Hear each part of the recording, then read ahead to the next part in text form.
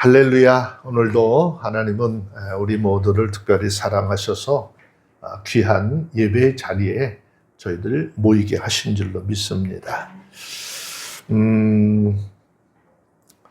많은 사람들이 신앙생활을 하면서 하나님의 눈을 의식을 하고 있는지, 아니면 하나님이라고 하시는 분의 시선을 전혀 의식하고 있지 않는지 참 알 수 없을 때가 참 많이 있죠. 그래서 그냥 보이지 않는 곳에서 행하는 일들은 뭐 설마 하나님께서 아시겠어? 현재 삶 속에서 자기들의 힘, 자기들의 능력이 많다고 해서 약자들을 막 무시하고 이렇게 괴롭히는 것에 대해서 아무렇지 않게 생각을 하고 있는 사람들이 너무나 많은 세상 속에 우리가 살고 있지 않는가라는 생각을 해봅니다. 하지만 저와 여러분들이 잘 알고 있는 것처럼 창세기 4장 10절에 기록을 한 내용들이 있죠. 가인이 자기 동생 아벨을 살인하는 사건이 있었어요. 들에서 죽였기 때문에 아무도 본 사람이 없을 거라 여겼겠죠. 그런데 성경은 무섭게 이야기하고 있죠. 아벨의 죽음을 통해서 그 피가 땅에 충만한데 그 핏소리가 어떻게 하나님 귀에 들렸다라고 하는 것이죠. 과연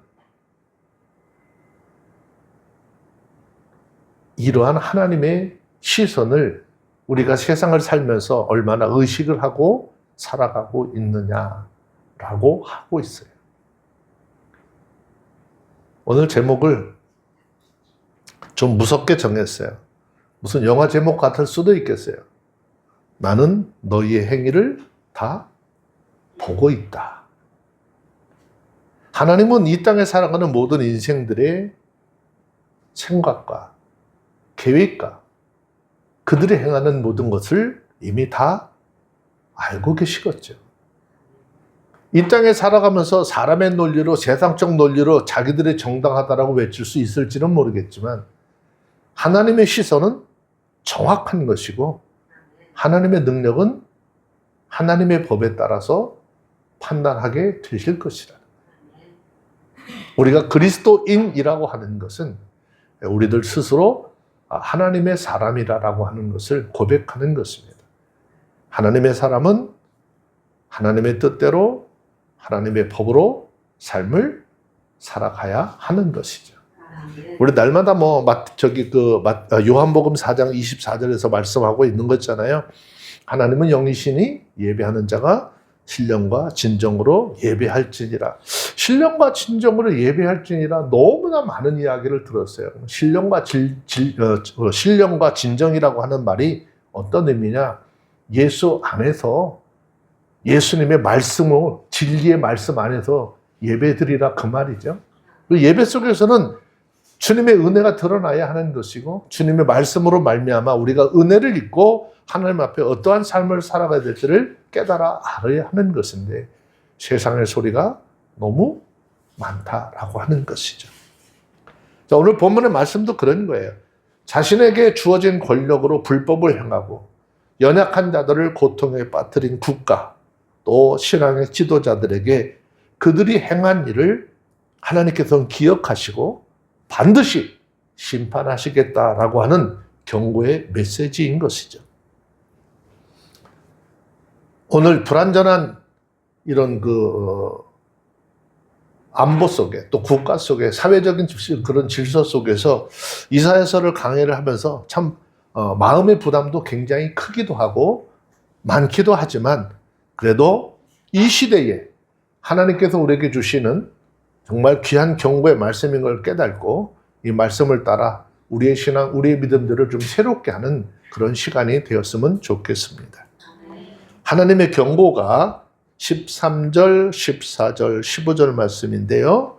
우리 함께 3절 말씀만 먼저 봅니다. 시작. 여호와께서 불로나러 일어나시며 백성들을 심판하려고 서시셨다. 여호와께서 그 백성의 장로들과 병들들을 분노하시되 또 돈을 삼킨 자는 너희며 가난한 자에게서 타치한 물건은 너희에게 있도다. 어찌하여 너희가 내 백성을 짓밟으며 가난한 자의 얼굴에 들떠지 않으며 주 만군의 여호와 내가 말하였느냐 하시리로다. 네, 여기 그 15절까지의 말씀을 보면 하나님께서 유다라고 하는 즉 이스라엘이라고 하는 그 나라를 심판하기에 앞서서 그 나라를 치료하고 인도했었던 백성들의 장로들과 고관들을 국문하시는 그런 내용입니다. 하나님께서 그 유다라고 하는 나라, 즉 이스라엘을 심판하기에 앞서서 유다를 대표하는 장로들과 고관들을 모아서 변론을 하려고 일어섰다라고 했습니다. 그 이유가 무엇 때문일까요? 그 이유는 그들이 죄를 드러내시고 그 행한 대로 심판하시기 위해서라는 것입니다. 자, 똑같은 이야기인데 호세아 선지자를 통해서 말씀하셨어요. 호세아서 12장 2절에 있는 말씀 보세요. 그 바로 뒤쪽으로 넘어가면 호라고 써 있는 곳 있습니다. 호세아서 12장 2절 찾으셨으면 한번 읽어볼게요. 시작. 여호와께서 유다와 쟁변하시고 야곱의 소행대로 벌 주시며 그 소위대로 부응하시리라 그랬어요. 이미 선지자들을 통해서 예언하심으로써 여호와께서 변론을 하시는 이유가 무엇인지 밝히고 있는 것이죠. 이처럼 하나님께서는 유다의 백성들을 심판하시기 전에 유다 사회의 장로들과 고관 대작들을 먼저 세워서 변론하시는 이유는 바로 그들이 유다라고 하는 사회로 하여금 하나님의 심판에 이르게 한 장본인들이기 때문이다라는 거예요. 특히 여기 심판하려고 하라고 하는 이 말의 의미는요, 다투다, 변론하다라고 하는 뜻을 가지고 있고 동시에 또 통치하다, 공평하다라고 하는 의미도 사용이 되어져 있습니다. 그러니까 이 말의 의미는 주로 하나님의 통치의 영역, 또 하나님의 활동의 전반적인 영역을 나타내고 있는 말씀이죠. 그래서 하나님께서는 죄인의 범죄 사실을 증거하여 밝히는 검사로서의 역할뿐만 아니라 그 행위를 판단하셔서 심판하시는 역할까지도 감당하시는 분이다라고 하는 것을 보여주고 있는 것입니다. 여러분, 우리가 이 말씀을 통해서 깨달아야 할 것이 뭐죠? 하나님은 모든 피조물에 대해서 심판할 권세를 가지고 계시다는 사실이에요. 우리는 우리가 누구를 심판하고 판단할 수 있는 자격이 주어진 거 아니에요.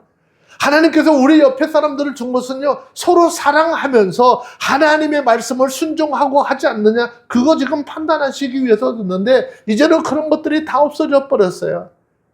상대방을 어떻게든지 발로 밟고 내가 일어서서 그 사람보다 조금 높은 자리에 오르려고 하는, 자기 출세의 디딤돌이 되고 있는 것들이 오늘 우리 인생들의 삶의 현장이고 모든 사회적 현상이다라고 하는 것이죠.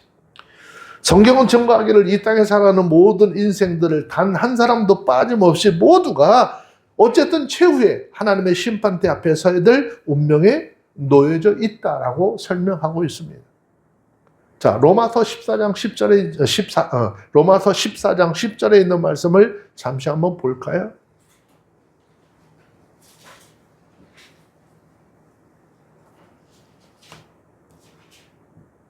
찾으셨으면 한번 읽어보도록 합니다. 시작. 내가 어찌하여 형제를 판단하느냐? 어찌하여 내 형제를 업신여기느냐? 우리가 다 하나님의 심판대 앞에 서리라 하였습니다. 좀 전에도 말씀드렸어요. 우리는 누구를 정죄하고 심판하는 거 우리의 일이 아니라 하나님께서 그렇게 하실 거예요. 근데 좀 부족하고 내 마음에 들지 않는 사람들 옆에다 두신 이유는 뭐죠? 내가 그리스도의 사랑을 실천하고 있는지 하고 있지 않는지 하나님 우리를 판단하시고 보시겠다는 거예요. 그런데 날마다 사람들은 내가 사랑을 실천할 대상이 아니라 자기가 얼마나 대단한 사람인지 자기의 의를 나타내고 자기 말 듣지 않으면 죽여버리려고 하는 이 세상적 구조가 사회를 망가뜨리고 있다라는 것이죠. 여러분, 성경은 우리에게 분명히 이렇게 증거하고 있지만 과연 이 사실을 온전히 믿고 살아가는 사람들이 얼마나 될 수 있는지 알 수는 없어요. 하지만 얼마나 되게 하느냐, 그거에 앞서서 과연 우리는 이 사실을 있는 대로 그대로 믿고 행하고 있는지 나 스스로를 돌아보고 진정으로 고민을 해봐야 된다는 거죠.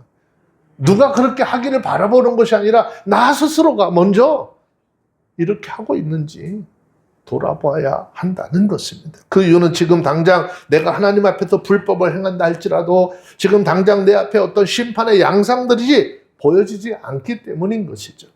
하지만 지금 우리 삶의 현장에서 심판의 양상들이 나타나지 않는다 할지라도 심판이 없을까요? 그렇지 않아요. 성경이 증거하고 있는 것처럼 하나님께서는 마지막 심판을 행하시되 예수 그리스도의 재림과 함께 이루어질 것이다 라고 말씀하고 있습니다. 그때 그리스도께서 영광 보좌에 앉으셔서 모든 민족을 그 앞에 모으시고 목자가 양과 염소를 구별하듯이 선인과 악인을 분별하여서 영생에 들으시고 영벌에 처하시는 결과가 주어지게 될 것입니다. 의인은 영원한 새 예루살렘 성에 들어가서 어린 양의 혼인잔치에 참여하게 되고 악인은 영원히 꺼지지 않는 불 속에 들어가는 형벌을 받고 이제 정말 죽지 못해서 사는 그 고통 속에 살아갈 것이다 라는 것이죠. 그리스도 안에 속한 성도는 마지막 이 심판날이 구원의 완성이 되는 날이라는 사실을 깨달으시고 그 구원의 완성은요, 주님 오시는 그날에 이루어지겠지만 구원의 단계는 이 땅에 우리가 예수를 믿고 하나님의 사람으로 살아가는 그 날 속에 완성되어진다라는 사실을 깨닫게 되시기를 바랍니다. 다시 3장 14절 말씀해 보세요. 여호와께서 그 백성들의 장로들과 방백들을 국문하시되 포도원을 삼킨 자는 너희며 그랬어요.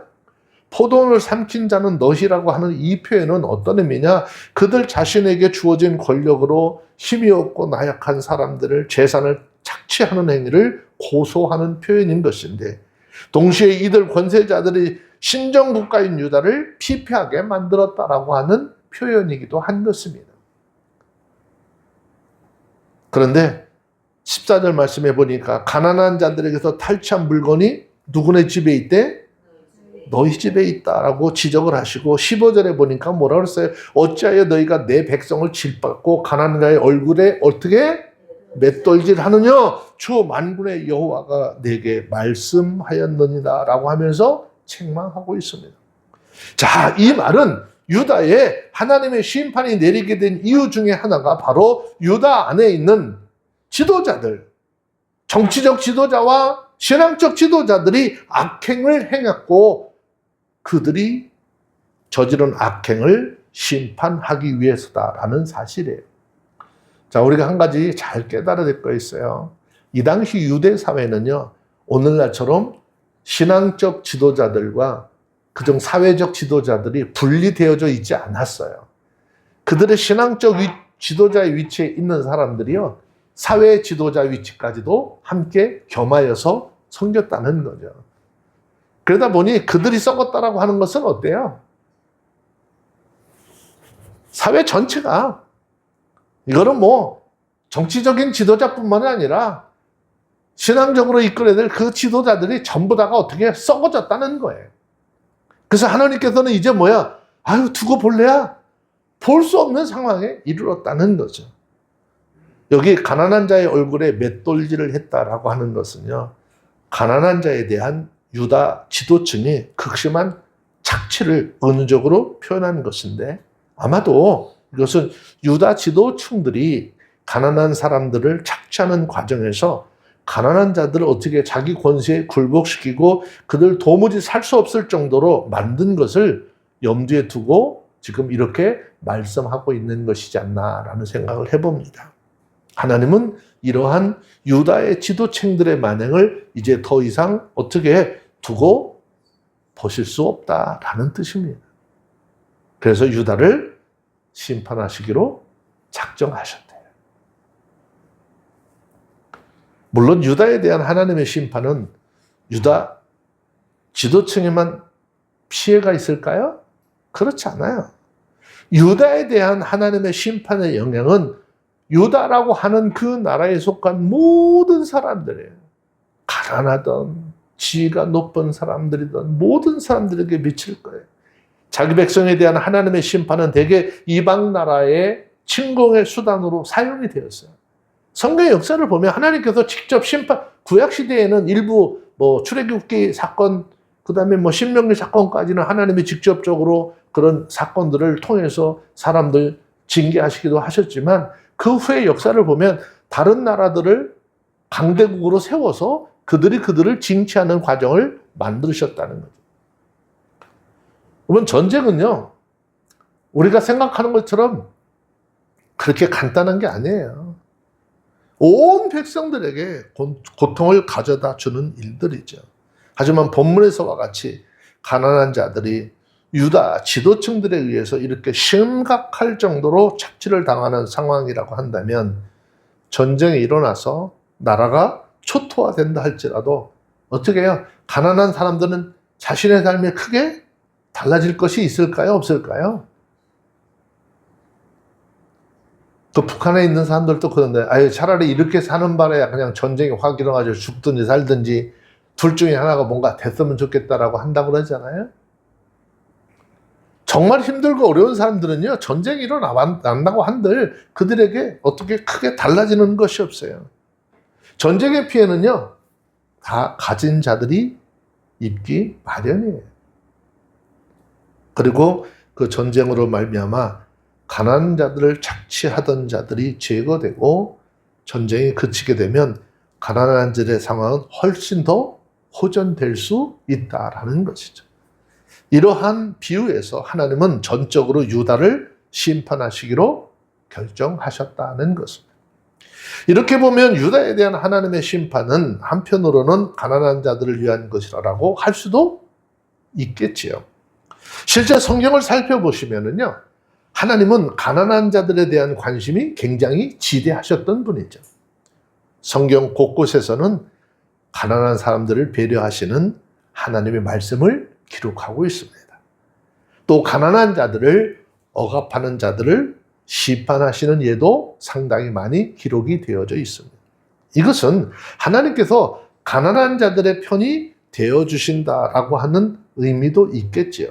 하나님은 가난한 자의 편이 되어주신다라는 것이죠. 물론 그들을 무조건 편드실까? 그런 말은 안 해요. 이미 이것은 성경이 증거하고 있기도 한 사실인데, 자, 출애굽기 23장 3절, 4절, 5절의 말씀을 한번 봅시다. 저는 어제 이 말씀을 이렇게 좀 살펴보면서 가슴이 너무 아팠어요. 출애굽기 23장 3절, 4절, 5절 시작. 가난한 자의 생사하여 헛되이 두려워하지 말지니라. 네가 만일 원수의 길이는 수나 날개 만나거든 반드시 시집사람에게로. 아니 출애굽기 23장 3절부터요? 뭐야? 네. 죄송합니다.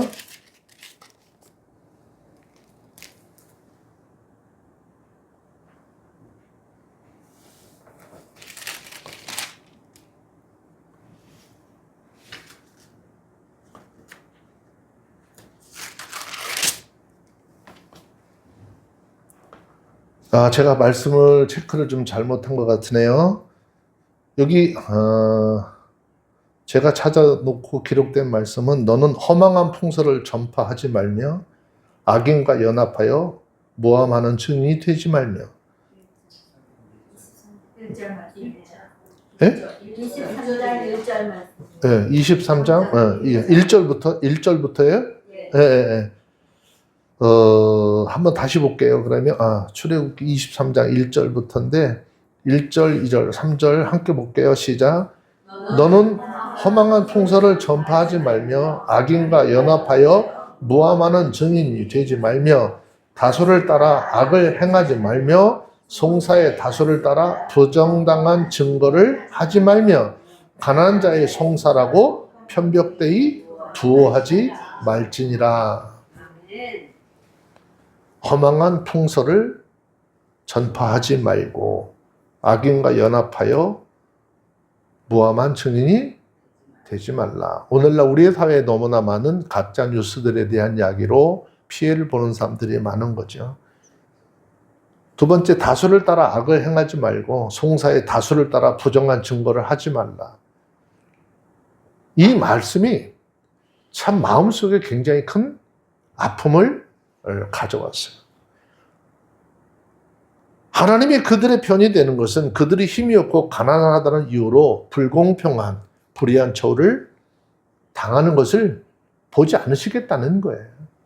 너희 이 땅에 살면서 다수를 따라서 행하는 이런 것들을 행하지 말라라는 것이죠. 하나님이 정하신 말씀의 법 아래서 그것을 행하는 사람들이 되라는 것이죠. 그래서 하나님의 백성들, 공동체가 의로운 사회로서 발돋움할 수 있도록 하기 위해서 특별히 하나님은 가난하고 연약하고 세상적 권력이 없는 사람들을 옹호하면서 나서시는 것이죠.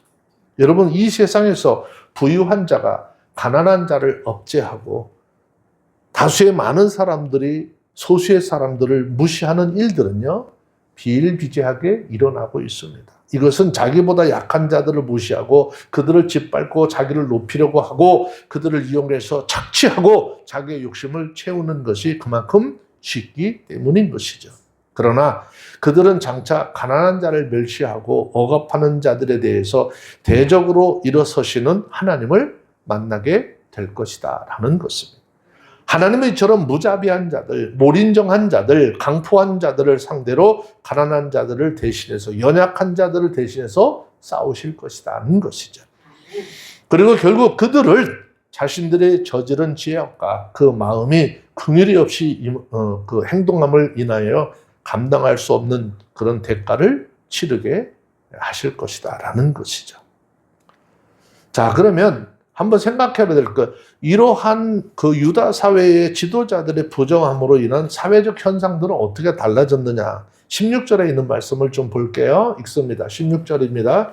시작. 여호와께서 또 말씀하시되 시온의 딸들이 교만하여 들리고 정을 통하는 눈으로 다니며 아주거려 해당하며 가로는 쟁쟁한 소리를 낸다 하시도다. 네. 사회적 현상이 이렇다 보니까 그 권력가들 안에 있는 사람들 또 그것을 따라가는 사람들이 시온의 딸들이 얼마나 교만해졌는지 그들의 삶이 어떻게 변해졌는지를 설명을 하고 있습니다. 자, 본문에서 말하는 시온의 딸들은 이스라엘 즉 유대 사회라고 하는 안에 거하는 여인들을 가리키는 말이에요. 교만하다라고 하는 이 말은 하나님 앞에서 겸손하여서 하나님의 뜻을 쫓아야 하는데 그렇지 못하고 자신들의 정력을 쫓아 악한 길로 행했다라고 하는 것을 의미하는 것입니다. 하나님은 성경을 통해서 우리에게 분명하게 말씀하셨는데 잠언 16장 18절에 보시면은요, 교만은 패망의 선봉이고 거만한 마음은 넘어짐의 앞잡이라라고 말씀하셨어요. 그러니까 교만은 모든 죄의 근본이 되는 요소다라고 하는 것이죠. 성경의 역사를 살펴보시면요, 천사가 타락하여서 마귀가 된 것도 하나님의 권위에 도전한 교만 때문인 것이고, 아담이 선악과를 따먹고 타락한 것도 교만함 때문이잖아요. 그것을 먹는 날에 누구와 같이 하나님과 같이 된다라고 하는 그 말을 듣고 하나님과 같이 되려고 하는 교만 때문이었다는 거죠. 마찬가지로 유다 사회가 불법으로 가득 차게 되자 이제는 뭐죠? 이거는 다 모든 사람이 이렇게 삶을 사는 것이야. 죄를 죄로 여기지 아니한 것이죠. 그래서 이스라엘 여성들도 영적으로 교만해서 하나님 앞에 가증한 죄악들을 범했다라는 것입니다. 그들이 하나님 앞에서 행한 죄는 어떤 걸까요? 시온의 딸들이 교만하여 목이 어떻다고? 느린 목, 정을 통하는 눈으로 다녔다라고 그랬어요. 이 말은 유다의 여인들이 교만함과 하나님 보셨을 때 정말 하나님 기뻐하지 않는 음란의 죄를 저질렀다는 것을. 고개를 숙이는 것이 겸손의 의미라고 한다면 느린 목이라고 하는 것은요, 교만함을 상징하는 거죠. 머리를 빳빳하게 쳐들고 음란의 죄를 행하고 하나님이 보셨을 때 부끄러운 죄를 행했음에도 불구하고 그것을 오히려 당당하게 여겼다라는 것입니다. 또 아기죽거려서 행하고 발로는 쟁쟁한 소리를 냈다. 그래서 이 표현은 남자들을 성적인 유혹을 하는 것을 의미하는 것입니다. 자, 이 말씀에 대해서는 더 디테일한 말씀은 드리지 않겠습니다. 다시 말하면 죄악에 물든 이 시온의 여인들은 자신의 육체적인 정욕을 만족시키려고 남자들을 유혹하고 또 그 유혹을 통해서 넘어온 사람들과 음행을 자행했다라는 것입니다. 이러한 시온의 딸들의 음행에 대한 묘사는 이스라엘 백성들이 여호와를 배신하고 이방의 우상들을 음란하고 섬겼던 사실을 상징적으로 표현하고 있는 것이죠. 또 역사적으로 보면 이스라엘 백성들이 하나님을 버리고 이방 신전에 가서 이방 신을 섬기는 자들과 이렇게 교합했어서 하나님의 심판을 받아서 아주 많은 고난을 겪었던 사실들은 이미 성경에 많이 기록이 되어서 우리가 알고 있는 사실이죠. 이러한 죄악으로 인해서 이스라엘은 하나님의 진노와 심판을 받을 수밖에 없게 되었습니다.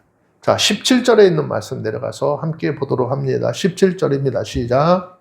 그러므로 주께서 시온의 딸들의 정수리에 딱지가 생기게 하시며 여호와께서 그들의 하체로 드러나게 하시리라.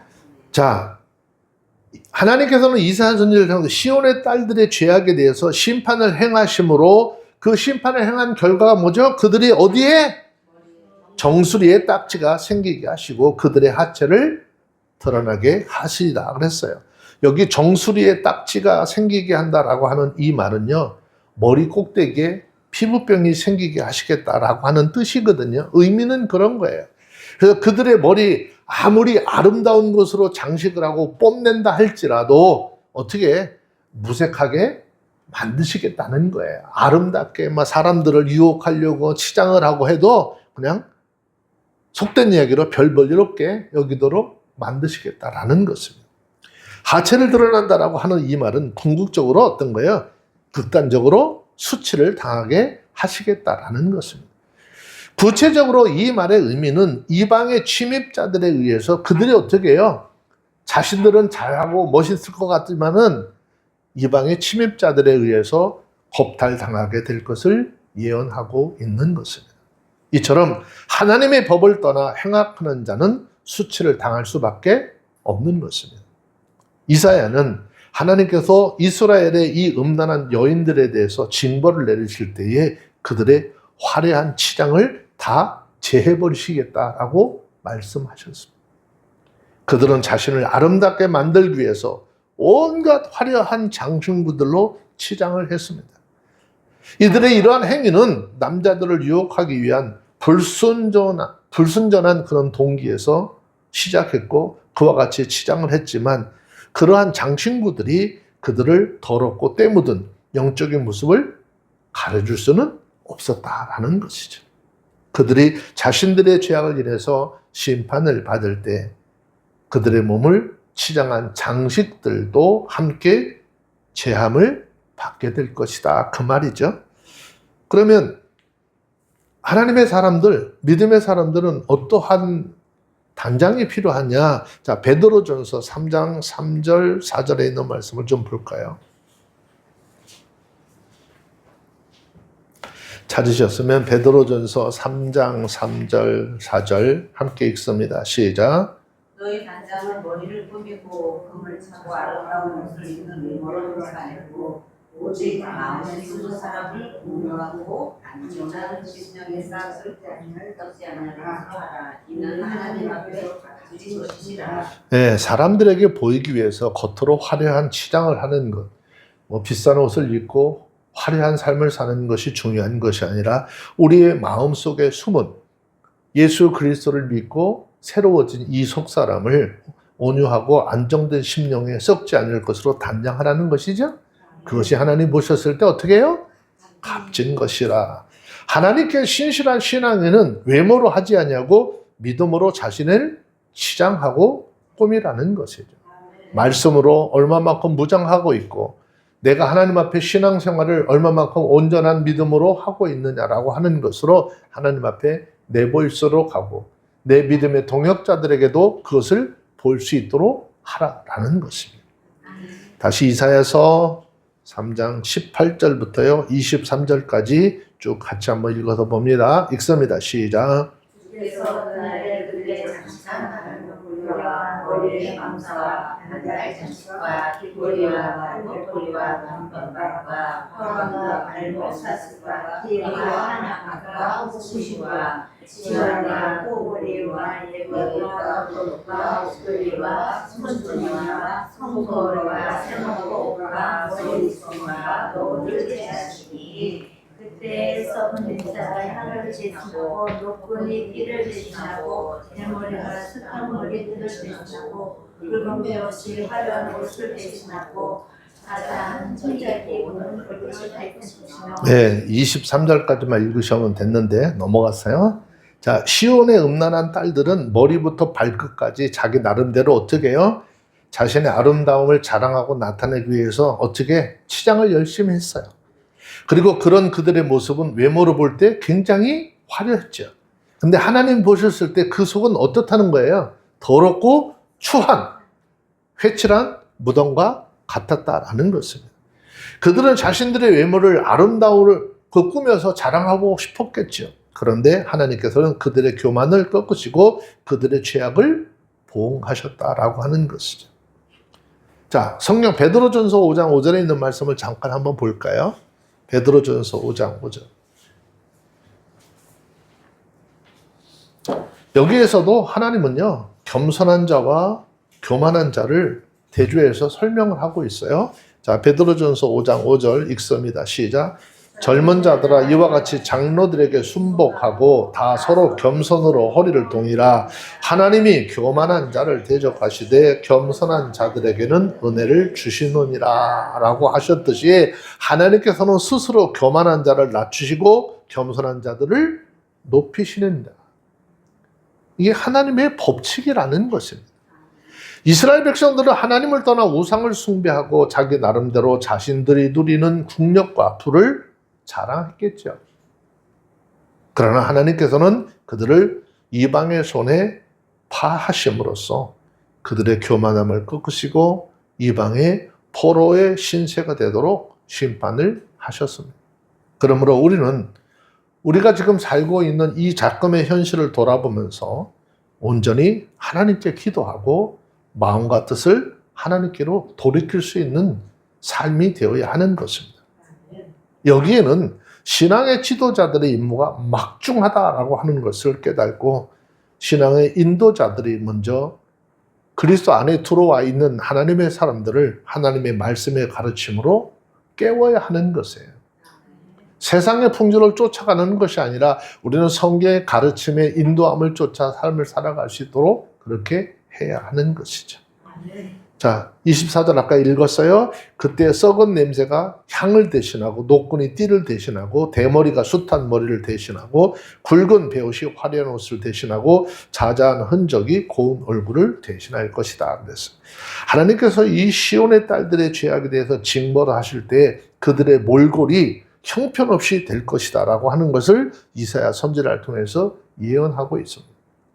그들이 그렇게 화려했던 삶의 모습은 온데간데 없어지고 지금은 몸에는 향내 대신 어떻게 썩은 냄새가 나고 노끈이 띠를 대신하고 대머리가 숱한 머리털을 대신하고 굵은 베옷이 화려한 옷을 대신할 것이다 라고 했습니다.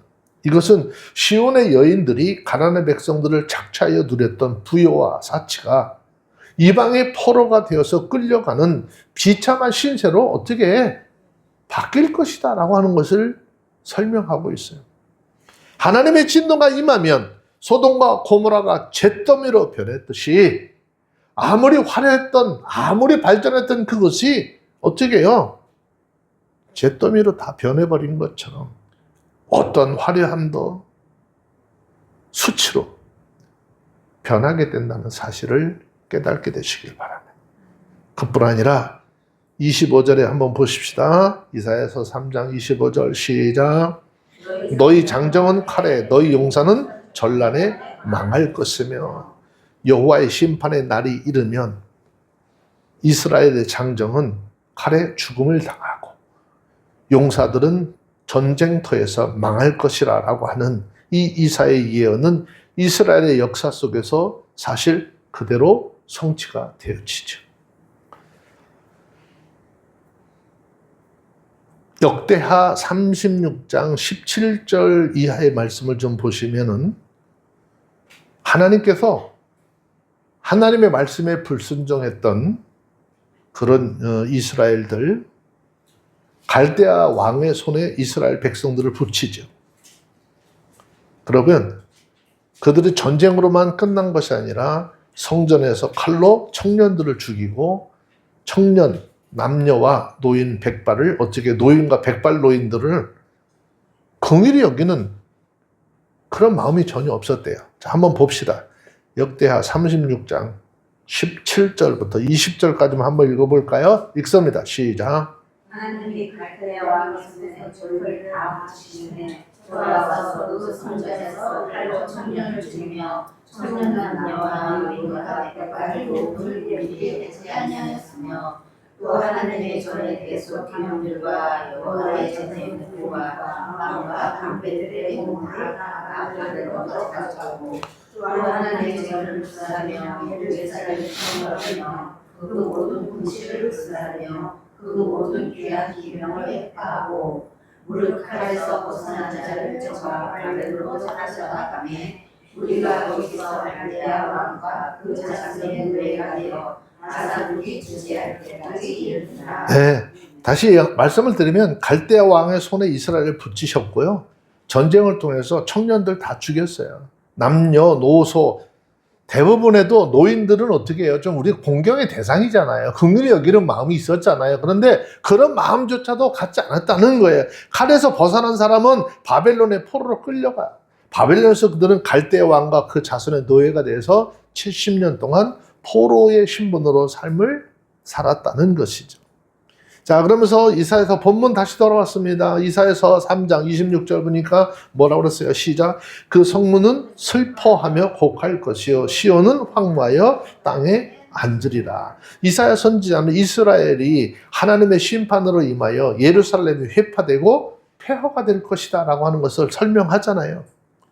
조금 전에 말씀을 통해서 역대하 36장 17절 이하의 말씀을 통해서 살펴보았듯이 바벨론 왕은 예루살렘 성벽을 헐어버리고 성전을 다 회파시켜 버렸습니다.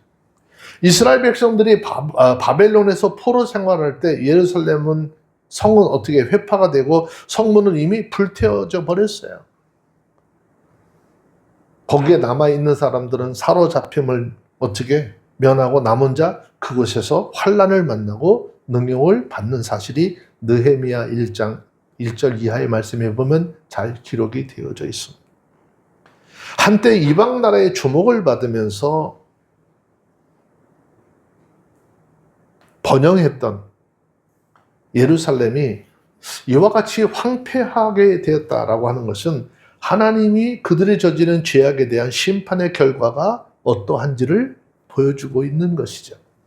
그러나 하나님께서 이스라엘에게 긍휼을 베푸셔서 70년 후에 예루살렘의 성전과 성벽을 재건하도록 이스라엘을 회복시켜 주셨습니다. 오늘 우리는 이 말씀을 통해서 정말 마음속 깊이 생각을 하고 우리의 마음을, 우리의 신앙을 다시 한번 이렇게 다짐을 해야 될 이유는 우리들은 과거 무슨 활창으로 싸웠던 그런 시대 말고 이미 현대사에서 이러한 경험을 이미 해본 역사를 가지고 있잖아요. 일제강점기 동안에 얼마나 많은 고난을 겪었는지. 여러분, 우리 36년 일제강점기 시대 36년 얘기하잖아요. 36년 동안 그렇게 힘들고 고생스럽고 고통스러웠다고 한다면 이방의 포로로 끌려갔던 이스라엘 백성들의 삶을 얼마나 처절했을까 한번 생각해 봐야죠.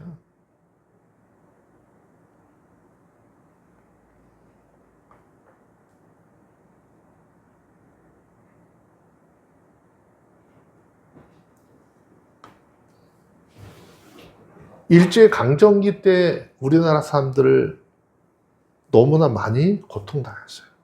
특히 여성들이요. 모압의 백성들이 아이벤자를 배를 갈랐다라고 하는 성경의 기사가 있잖아요. 일본 사람들이 과거 우리나라 사람들에게 자행했던 일들이 너무나 잔인해요. 말할 수 없어요. 그것뿐이에요? 우리는 6.25라고 하는 전쟁을 통해서 고통과 고난의 삶을 또한 우리도 이미 경험했다는 것이죠. 그 고통이 얼마나 민족적으로 큰 고통이었는지 우리는 이미 알고 있어요. 70여 년 전에 일어났었던 그 일로 인해서 70년이 지난 지금도 우리는 마음속에 고통을, 아픔을 가지고 살아가고 있는 사람들이 너무나 많이 있어요. 지금 여기는 별거 아닌 것 같죠? 저기 백령도, 강릉의 아바이 마을, 인천에서 배 타고 들어가던 그 북한과 가까운 거리에 있는 사람들은 다 전쟁 때 도망 나온 사람들이에요. 수복이 되면 빨리 들어가려고 거기 와서 자리 잡았는데 지금 그 세월에 70년이라고 넘어서 본인들이 이 땅에서 뼈를 묻는 그런 시절이 됐고, 가족들을 보고 싶어도 돌아볼 수 없는,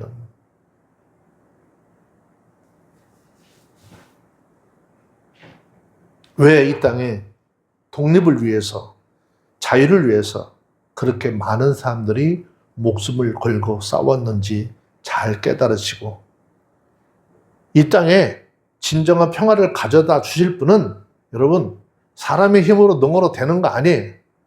하나님밖에 없음을 깨닫고 나라와 민족을 위해서 온전한 믿음으로 하나님 앞에 기도하시고, 하나님께서 하나님의 방법으로 이 나라를 회복시켜 달라고 함께 기도하고 그 하나님을 의지하는 우리 모두가 되어주시기를 주의 이름으로 축원합니다. 기도하겠습니다. 거룩하신 하나님 감사합니다. 오늘 우리의 삶을 돌아볼 때 먼저 목회자들이, 그리스도인들이 자복하고 회개하는 역사 있게 하여 주시고, 자복하고 회개함을 통해서 하나님 앞에 나올 때 하나님 이 나라, 이 백성들을 회복시키시는 은혜가 있게 하여 주시고, 정치적으로, 사회적으로, 경제적으로 속히 안정을 갖게 하셔서 이 나라, 이 민족을 통해서 하나님 계획하시고 이루시려고 하셨던 모든 일들을 이루셔서 살아계신 그 하나님 영광 돌릴 수 있는 모두의 삶이 되게 하옵소서. 우리 주 예수님의 이름으로 기도합니다.